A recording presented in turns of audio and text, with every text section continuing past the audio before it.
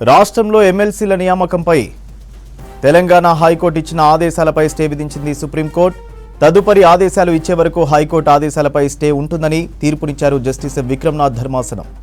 కొత్తగా ఎమ్మెల్సీలను నియమించకుండా ఆదేశాలు ఇవ్వాలని పిటిషనర్లు కోరగా నిరాకరించింది అత్యున్నత న్యాయస్థానం.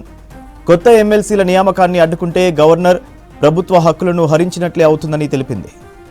ఎప్పటికప్పుడు నియామకాలు చేపట్టడం ప్రభుత్వ విధి అని వ్యాఖ్యానించింది. తమ నియామకాన్ని పక్కన పెట్టి కొత్త ఎమ్మెల్సీలను గవర్నర్ కోటాలో ఎంపిక చేయడాన్ని సవాల్ చేశారు బీఆర్ఎస్ నేతలు దాసోజు శ్రవణ్, కుర్ర సత్యనారాయణ. పిటిషన్పై విచారణను 4 వారాలకు వాయిదా వేసింది అత్యున్నత న్యాయస్థానం. ప్రతివాదులుగా ఉన్న గవర్నర్ రాష్ట్ర ప్రభుత్వానికి నోటీసులు జారీ చేశారు justice Vikramnath, justice Balachandra Varale bench. ప్రభుత్వం గవర్నర్ ఎలాంటి చర్యలు తీసుకున్నా సుప్రీంకోర్టు తుది ఉత్తర్వులకు లోబడి ఉంటుందని స్పష్టం చేసింది. రాష్ట్రంలో ఎమ్మెల్సీల నియామకంపై తెలంగాణ హైకోర్టు ఇచ్చిన ఆదేశాలపై స్టే విధించింది సుప్రీంకోర్టు. తదుపరి ఆదేశాలు ఇచ్చే వరకు హైకోర్టు ఆదేశాలపై స్టే ఉంటుందని తీర్పునిచ్చారు జస్టిస్ విక్రమ్నాథ్ ధర్మాసనం. కొత్తగా ఎమ్మెల్సీలను నియమించకుండా ఆదేశాలు ఇవ్వాలని పిటిషనర్లు కోరగా నిరాకరించింది అత్యున్నత న్యాయస్థానం. కొత్త ఎమ్మెల్సీల నియామకాన్ని అడ్డుకుంటే గవర్నర్ ప్రభుత్వ హక్కులను హరించినట్లే అవుతుందని తెలిపింది. ఎప్పటికప్పుడు నియామకాలు చేపట్టడం ప్రభుత్వ విధి అని వ్యాఖ్యానించింది. తమ నియామకాన్ని పక్కన పెట్టి కొత్త ఎమ్మెల్సీలను గవర్నర్ కోటాలో ఎంపిక చేయడాన్ని సవాల్ చేశారు బీఆర్ఎస్ నేతలు దాసోజు శ్రవణ్, కుర్ర సత్యనారాయణ. పిటిషన్పై విచారణను 4 వారాలకు వాయిదా వేసింది అత్యున్నత న్యాయస్థానం.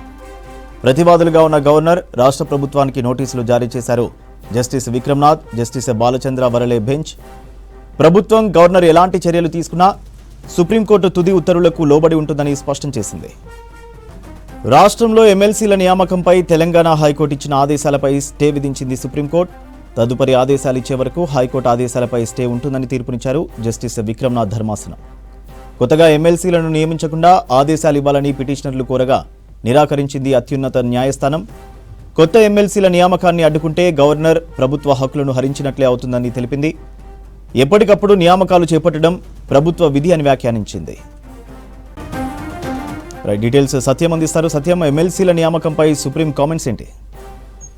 సూర్య, తాజాగా సుప్రీంకోర్టు అంటే గవర్నర్ కోటాలో 2 ఎమ్మెల్సీ నియామకం సంబంధించి బీఆర్ఎస్ ప్రభుత్వంలో నియమించిన ఎమ్మెల్సీలు కొత్తగా ఏర్పడిన ప్రభుత్వం గవర్నర్ వారిని రద్దు చేయడంతో హైకోర్టుకు వెళ్ళారు. హైకోర్టు ఇచ్చిన ఆదేశాల ప్రకారం బీఆర్ఎస్ ప్రభుత్వంలో నియమించిన దాసోజు శ్రావణ్, అదేవిధంగా కుర్రా సత్యనారాయణ హైకోర్టు ఆదేశాలతో తిరిగి సుప్రీంకోర్టుకు వెళ్ళడంతో సుప్రీంకోర్టులో సైతం వారికి వ్యతిరేకంగా తీర్పు వచ్చినట్టుగా ఈరోజు.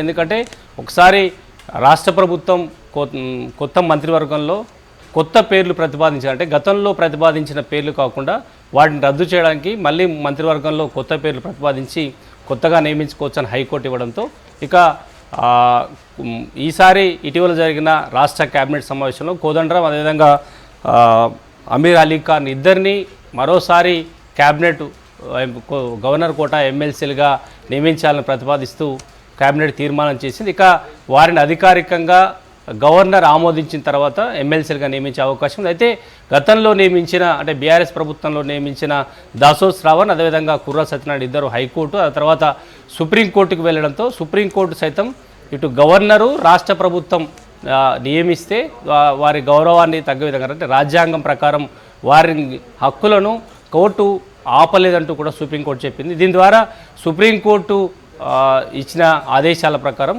కొత్తగా రాష్ట్ర ప్రభుత్వం కేబినెట్ తీర్మానం చేసి తిరిగి గవర్నర్ ఆమోదిస్తే ఈసారి కోదండరాం అదేవిధంగా అమీర్ అలీ ఖాన్ ఇద్దరిని ఎమ్మెల్సీలుగా రాష్ట్ర ప్రభుత్వం గవర్నర్ కోటాలో నియమించే అవకాశం అయితే ఉందని చెప్పొచ్చు. ఇది బీఆర్ఎస్ ప్రభుత్వం చివరి రోజుల్లో దాసోజు శ్రావణ్ను అదేవిధంగా కుర్రా సత్యనారాయణ గవర్నర్ కోటాలో ఎమ్మెల్సీలుగా నియమించిన తర్వాత నాడు గవర్నర్గా ఉన్న తమిళిసై వారికి గవర్నర్ కోటాలో ఎందుకు వీళ్ళని ఎమ్మెల్సీలుగా నియమించాలంటూ కూడా ఆమె ప్రభుత్వాన్ని ప్రశ్నించింది. ఆ తర్వాత ప్రభుత్వం నుంచి రిప్లై రాకపోవడంతో వారిని ఎమ్మెల్సీలుగా నియమించలేదు. ఇక ఆ తర్వాత అసెంబ్లీ ఎన్నికల్లో ప్రభుత్వం మారింది.